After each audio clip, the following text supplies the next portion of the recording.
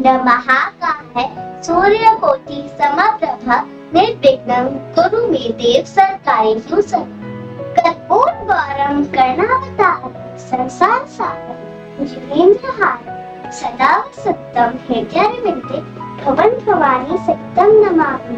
भवन भवानी सहितं नमामि। हमारी आध्यात्मिक पाठशाला में आप सबका बहुत बहुत स्वागत है। सर्वज्ञ है कि श्रावण मास प्रारंभ हो गया है। सावन का महीना बहुत ही पावन और भगवान शंकर को अति प्रिय है। कहते हैं कि देवों के देव महादेव पृथ्वी पर आकर हमें आशीर्वाद देते हैं, हमारे कष्टों का निवारण करते हैं।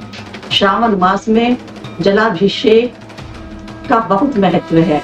कांवड़िए दूर दूर से भक्त लोग जाते हैं, पवित्र नदियों का जल लाते हैं और भगवान शंकर का जलाभिषेक करते हैं। हम सब जानते हैं कि जलाभिषेक सब लोग बड़े ही मनोभाव से, भक्ति भाव से करते हैं, लेकिन यह कब से प्रारंभ हुआ और किस प्रकार से इसके जल की प्रथा प्रारंभ हुई, आज हम इसी की जानकारी आपको देंगे।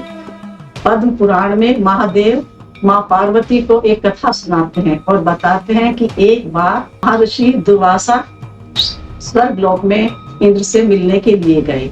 जब वो वहां गए तो वो इंद्र को देखकर बहुत प्रसन्न हुए और उन्होंने इंद्र को एक पारिजात की माला भेंट की। उस समय देवराज इंद्र अपने हाथी पर सवार होकर नंदन वन में जाने के लिए तत्पर थे। देवराज इंद्र ने उस माला को अपने हाथी की मस्तक पर रख दिया। उस समय वह हाथी बहुत मद से उन्मत्त हो रहा था। उसने उस माला को अपनी सूंड से उतारा और जमीन पर रौंद कर फेंक दिया। यह देखकर दुर्वासा ऋषि बहुत ही क्रोधित हुए। इंद्र को शाप दिया कि हे इंद्र जी, श्री लक्ष्मी के अहंकार में तुम इतने गर्वित हो रहे हो, यह त्रिलोकी से यह लक्ष्मी हमेशा के लिए लुप्त हो जाएगी। उसके बाद देव ऋषि दुर्वासा अपने आश्रम में लौट आए और देवराज इंद्र देवताओं से पूजित होकर नंदन वन में घूमने चले गए। कुछ ही देर बाद उनके श्राप का प्रभाव चारों ओर दृष्टिगत होने लगा। चारों ओर देवता लोग लक्ष्मी शून्य हो गए, उनके सारे आभूषण क्षीण हो गए।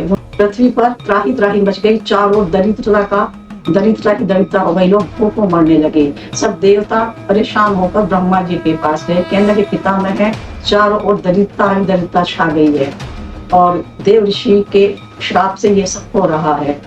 तो ब्रह्मा जी बोले कि चलो भगवान विष्णु के पास चलते हैं, वही हमारी समस्या को दूर करेंगे। सब देवता और ब्रह्मा जी वैकुंठ में विष्णु भगवान के पास गए। वहां जाकर उन्होंने सारी बातें उनको बताई। भगवान विष्णु कहने लगे कि देवराज इंद्र के अहंकार के कारण ही ये संकट उत्पन्न हुआ। विष्णु कहने लगे कि अब हमें लक्ष्मी जी को लाने के लिए सागर मंथन करना होगा, तभी हम लक्ष्मी को वापस ला सकते हैं। उसके बाद सागर मंथन किया गया। जब सागर मंथन हुआ तो उसमें सबसे पहले कालकूट नाम का एक विष निकला। उस विष से चारों ओर ताप बढ़ने लगा। सब लोग बड़े संतप्त हो गए। जब सब लोग देवता भयभीत होकर इधर उधर दौड़ने लगे तो महादेव भी उस समय वहां उपस्थित थे। उन्होंने कहा, हे देवताओं, आप लोग भयभीत मत होइए, मैं इस विष का पान कर लूंगा। और उन्होंने उस कालकूट विष का पान किया। जैसे ही उन्होंने उस कालकूट विष का पान किया, उनके सारे शरीर में ताप बढ़ने लगा। भगवान शंकर ने उसको अपने उदर में जाने से रोक लिया और अपने कंठ में ही धारण कर लिया। जब भगवान शंकर ने उस कालकूट विष को पान किया तो उसके बहुत तेज प्रभाव के कारण भगवान शंकर का जो कंठ था वो नीला हो गया और उसी दिन से उनको महादेव नीलकंठ से पुकारा जाने लगा। उसके बाद जब सबने देखा कि भगवान शंकर उसके ताप से बहुत व्याकुल हैं, तो सारे देवता लोग पवित्र नदियों का शीतल जल लाकर भगवान शंकर का अभिषेक करने लगे।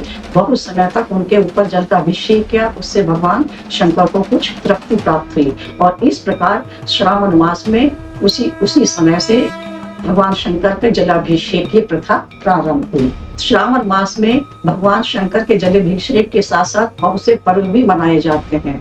इसी महीने में हम देखते हैं कि सबसे पहले शिवरात्रि का त्योहार मनाया जाता है। उस रोज भगवान शंकर को लोग दूर दूर से पवित्र नदियों से लाकर जल अर्पित करते हैं। उसके बाद हरियाली तीज का पर्व आता है। हरियाली तीज पर भगवान शंकर और गौरी की पूजा की जाती है।